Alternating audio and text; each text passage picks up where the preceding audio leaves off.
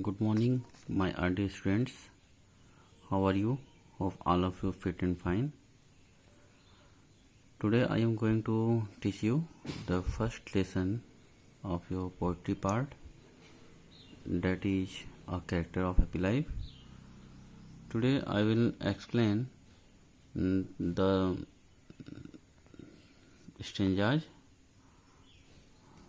So, see the first stanza of the poem, that is, how happy is he born and taught, that serve not another's will, whose armor is his honest thought, and simple truth his almost skill. सबसे पहले इस stanza की जो difficult words उसको जान लेते हैं. Will means इच्छा, armour means think of safety, जिसको हम कवच कहते हैं. ट्रूथ मीन्स सत्य, आटमोस्ट सबसे अधिक, स्किल मीन्स चतुराई. अर्थात इस पहले स्टेंजा में पोएट ये बताना चाहता है कि एक प्रसन्न व्यक्ति कितना सुखी होता है जिसका जन्म या जिसकी शिक्षा दूसरों की इच्छा का दास बनने के लिए नहीं होता है, जिसके विचार ही उसका कवच है और साधारण सत्य ही जिसका संपूर्ण कौशल है. Now see the reference, context and explanation one by one. Reference of this stanza will be: these lines have been selected from the poem Character of Happy Life, composed by Sir Henry Wotton.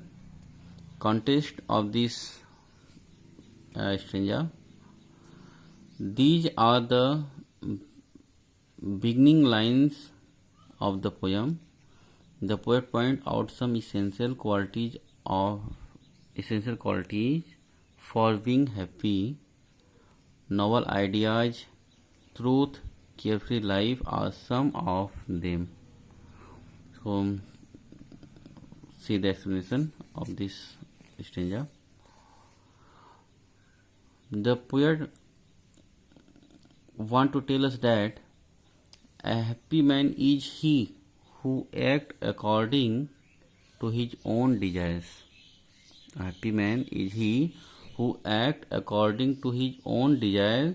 He did not depend upon any other's will. A happy man does not change the course of his action according to others people's will.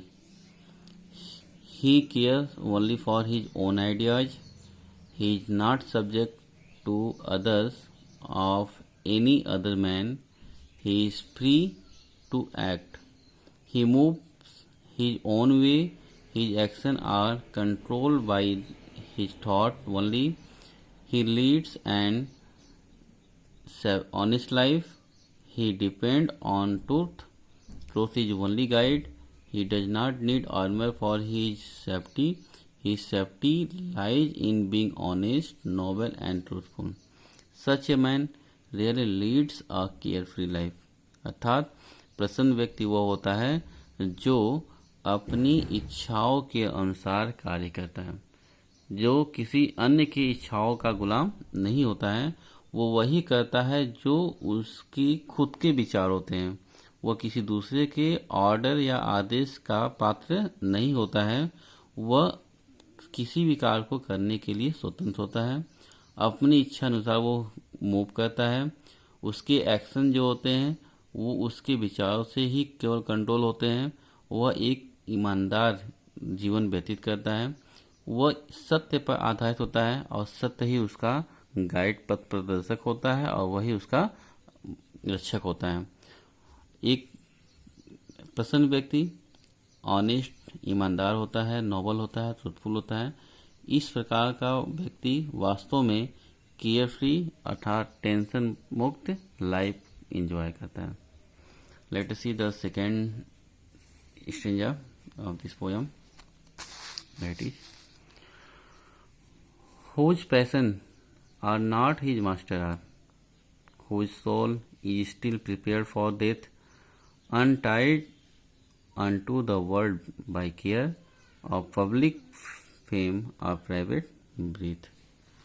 अर्थात जो व्यक्ति अपनी भावनाओं का दास नहीं होता, whose passion are not his master as, जिसकी स्ट्रॉन्ग फीलिंग, भावनाएं, पैशंस उसके ऊपर हावी नहीं होती है। Whose soul is still prepared for this, जिसकी आत्मा सदैव मृत्यु के लिए तत्पर रहती है, अर्थात जिसे किसी का भय नहीं होता है। Untied unto the world with care of princely love और वल्गर ब्रीथ, अर्थात जो संसार में राजाओं की कृपा या साधारण लोगों की आलोचना से बंधा हुआ नहीं है। पोएट करना चाहता है, untied unto the words by care of public fame और private breathe.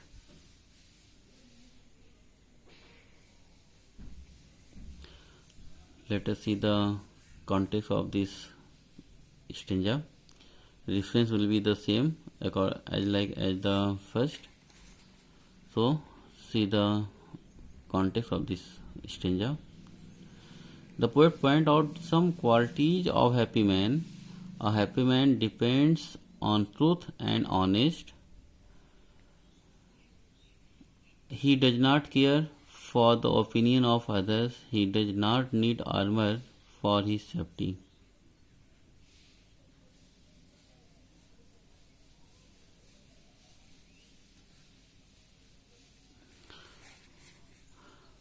Explanation of this stanza will be: a happy man is he who is not moved by his passion. His actions are balanced. He does not act rashly. His life is pure. He does not believe in tricks, so he is not afraid of death. He does not aspire for the favor of kings, and he does not care for the harsh criticism of common people. In other words, he does not flatter the kings. He does not care for the public opinion. He does what he thinks proper and what is right.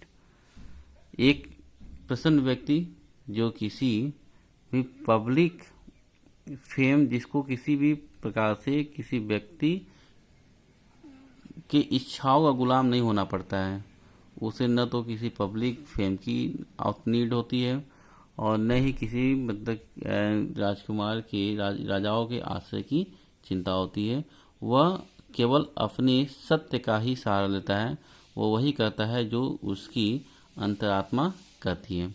वह अपनी इच्छाओं का गुलाम नहीं होता है। उसकी जो strong feelings, patience अर्थात जो स्ट्रॉन्ग फीलिंग्स होती है, जो व्यक्ति को कभी कभी अच्छे बुरे का ज्ञान नहीं कराती है और वो किसी व्यक्ति को बुरे काम करने से रोक भी नहीं पाती है, तो ऐसे स्ट्रॉन्ग फीलिंग का वो गुलाम या दास नहीं होता है। तो एक प्रसन्न व्यक्ति वह होता है जो सदैव सत्य का और ईमानदारी का साथ लेता है। उसके सत्य ही उसका एकमात्र सहारा होता है, वही उसका गाइड होता है। तो see the third stanza, that is